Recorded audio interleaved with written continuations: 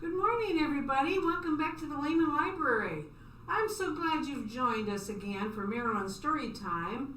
It's wonderful to have you all today. Today's story is called The Most Wonderful Egg in the World. Do you guys eat eggs? Where do eggs come from? Mostly from chickens, right? Well, that's what our story is about today, about chickens. There are chickens in this kingdom living under the king. So would you like to hear that story? All right, let's begin. The story goes like this. There once were a bunch of chickens living in the kingdom with the king.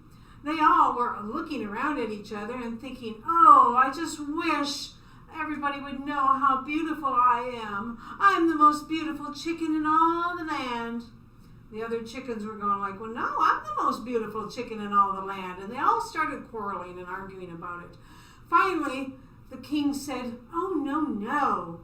There's nothing important about being beautiful. The most important thing is what you do and how you present yourself.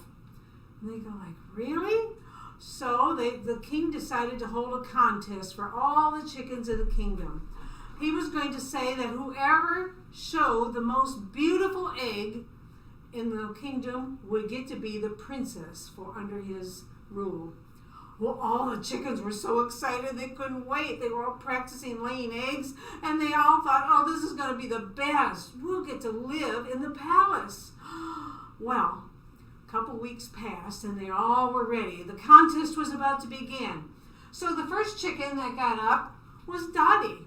Now, I wonder why she's called Dottie. She's got spots, and she was known for having the most beautiful feathers. She thought she was the most glamorous chicken in all the kingdom. So she sat down on her nest and she tried to lay her egg. And she went, and suddenly she laid an egg.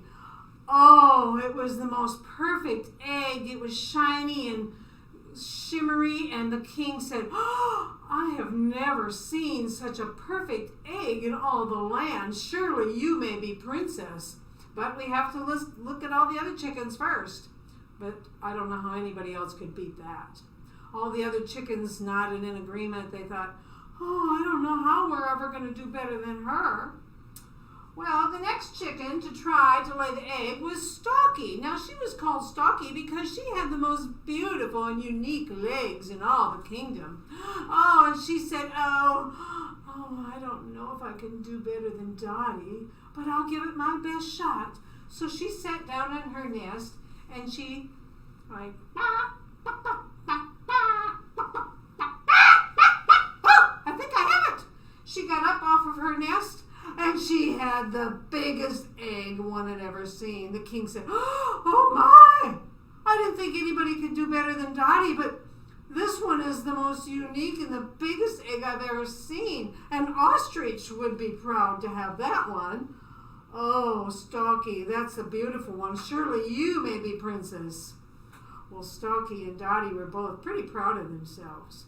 But then came along another chicken. Her name was Plumi because she had the most beautiful plume on the top of her head, all the feathers that were just the most gorgeous feathers in all the land.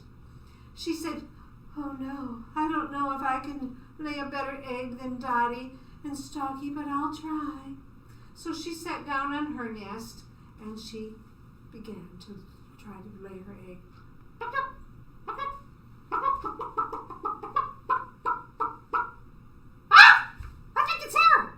She got up off of her nest and she laid her egg, and it was the most unique egg the king had ever seen. It was a square egg with lots of colors.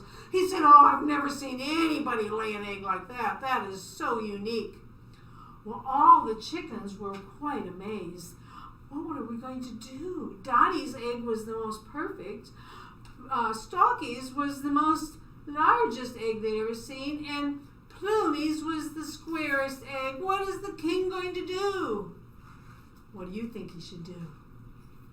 Well, I know what he did. He decided to take all 3 chickens into the palace with him, and they all got to be princesses along with the king forever, and they all learned to lay the most unique eggs ever in all the kingdom. And that's the end of the story. So I hope you liked that story. It was kind of a short story, but it was kind of fun. Can you act like a chicken? Put your arms like this. Oops, there went my book. Oh, get your arms and your wings going. Okay, get your wings going. Get your beak going like this. And wiggle like this and get your legs going. Because we're going to try to do the chicken dance. Now, I don't have any music with me today, so I'm going to try to sing it, hum it. So we'll just sing la la la la la la la la la with me, okay? Do you think you can help me? All right, it goes like this. You start with the beak, then you do the wings, and then you go like this, and then you clap. All right, are you ready? La la la la la la la la la la la la la la la la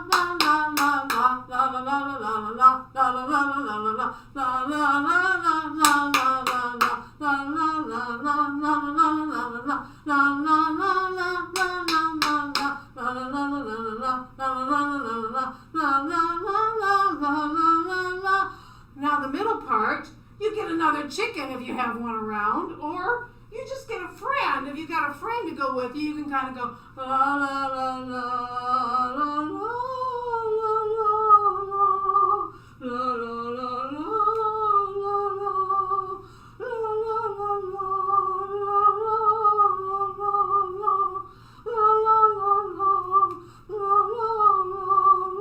all right, get ready to be a chicken. La la la la la la la la la la la la la